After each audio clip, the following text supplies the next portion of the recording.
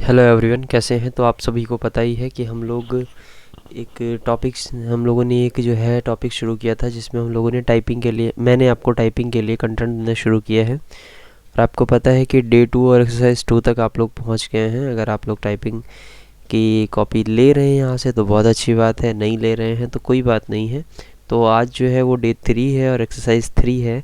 आज भी मैं आपको डिक्टेट करूँगा और जल्दी जल्दी हम लोग इसको कंप्लीट कर लेते हैं। और उसके बाद आप मुझे कमेंट करके बताएंगे कि आपकी स्पीड क्या रही है। एक चीज़ और है, आज से आपको अगले दिन से ये भी पता चलेगा कि जब मैं टाइप करता हूँ तो मेरी स्पीड क्या आती है। मैंने सोचा है कि ये भी आपको मैं बताऊँगा। तो इसके लिए बस यही है कि आप टाइपिंग करते रहिए और लास्ट में आपको स्क्रीनशॉट देखने को मिलेगा जिसकी टाइपिंग मैं करता हूँ। तो चलिए शुरू करते हैं। टीकाकरण की सुस्त होती रफ्तार पर हैरानी नहीं, इसके आसार पहले से ही नज़र आ रहे थे कि जितनी संख्या में प्रतिदिन टीके लगने चाहिए उतने नहीं लग पाएंगे, क्योंकि पर्याप्त संख्या में टीके उपलब्ध ही नहीं हैं। निसंदेह इसकी एक बड़ी वजह यही रही कि समय रहते उनकी उपलब्धता सुनिश्चित नहीं की जा सकी। यदि दिसंबर और जनवरी में ही अग्रिम राशि देकर बड़ी संख्या में टीके के ऑर्डर दे दिए गए होते तो जो स्थिति बनी उससे बचा जा सकता था। शायद औरों की तरह टीकाकरण का काम देख रहे लोग भी यह अनुमान लगा पाने में नाकाम रहे कि कोरोना संक्रमण की दूसरी लहर इतनी जल्दी और इतने भयंकर रूप में आ सकती है।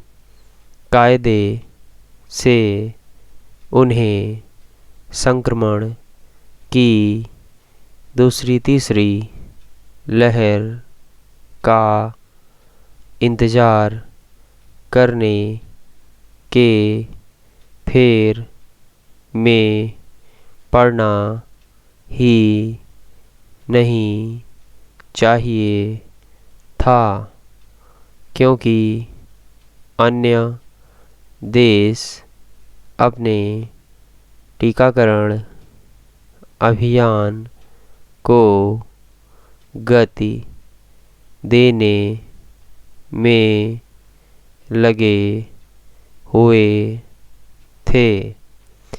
जो गलफत हो गई उस पर अफसोस करने से कोई लाभ नहीं, लेकिन कम से कम अब तो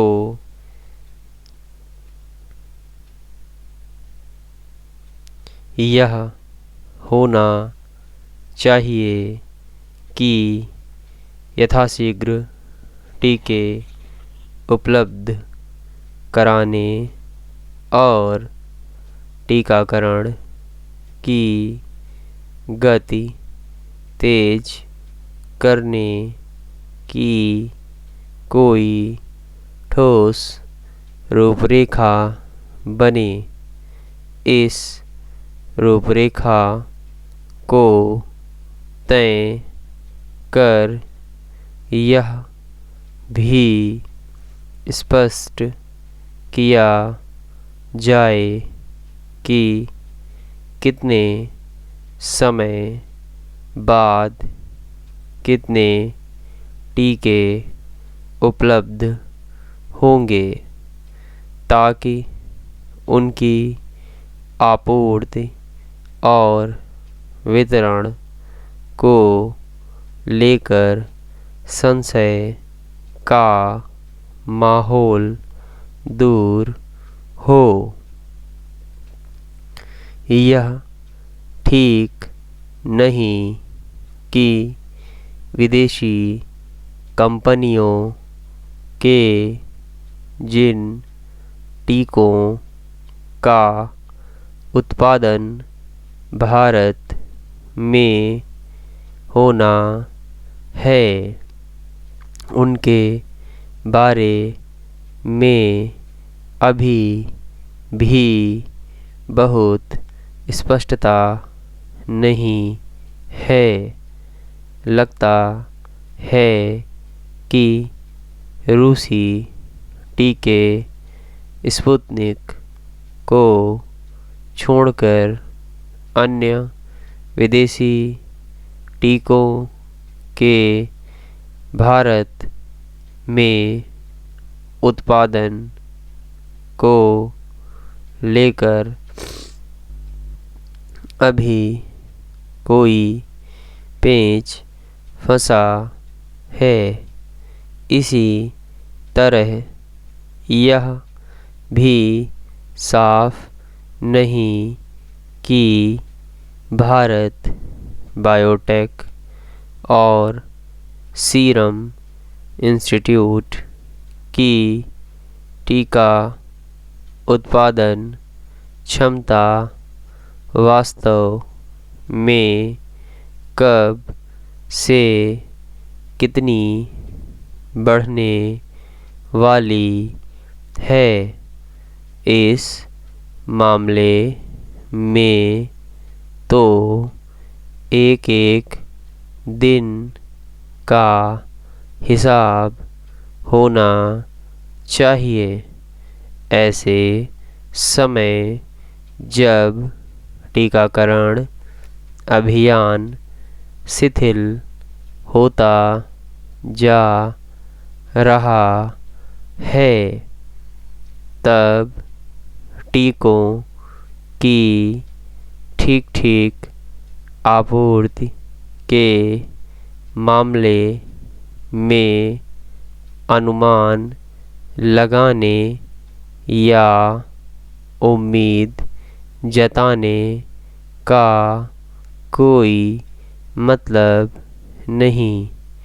अब तो यह भी लगता है कि कुछ राज्यों की ओर से अपने स्तर पर टीकों की खरीद के लिए ग्लोबल टेंडर जारी करने की जो पहल की गई, वह भी किसी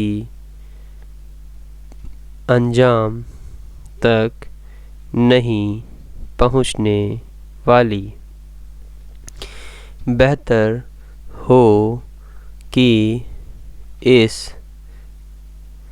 मामले में केंद्र सरकार को ही आगे आए, क्योंकि लगता नहीं कि राज्य अपने स्तर पर अंतर्राष्ट्रीय बाजार से टीके खरीदने में सक्षम हो पाएंगे। यह भी सर्वथा उचित होगा कि जैसे ऑक्सीजन की कमी दूर करने के लिए एक समिति बनाई गई, वैसे ही टीकों की तंगी दूर करने के लिए भी कोई सक्षम समिति बने। अब तक ऐसी कोई समिति बन जाती तो संभवतः नतीजे कुछ और होते। सो फ्रेंड्स, आज की संपादकीय पूरी हुई। चैनल सब्सक्राइब नहीं किया है तो सब्सक्राइब करिए, साथ ही बेल आइकन को दबाना बिल्कुल मत भूलिएगा, ताकि आपको लेटेस्ट अपडेट मिलते रहे। और आपको इसका जो वर्ड डॉक्यूमेंट फाइल है वो आप हमारे टेलीग्राम चैनल से ले लीजिए। और जो लोग शॉर्ट हैंड टाइप करते हैं वो लोग इस वीडियो को प्ले करके शॉर्ट हैंड कर सकते हैं। चलिए ठीक है, जल्द मिलते हैं नेक्स्ट वीडियो में। तब तक के लिए टेक केयर, बाय बाय, अपना ख्याल रखिए।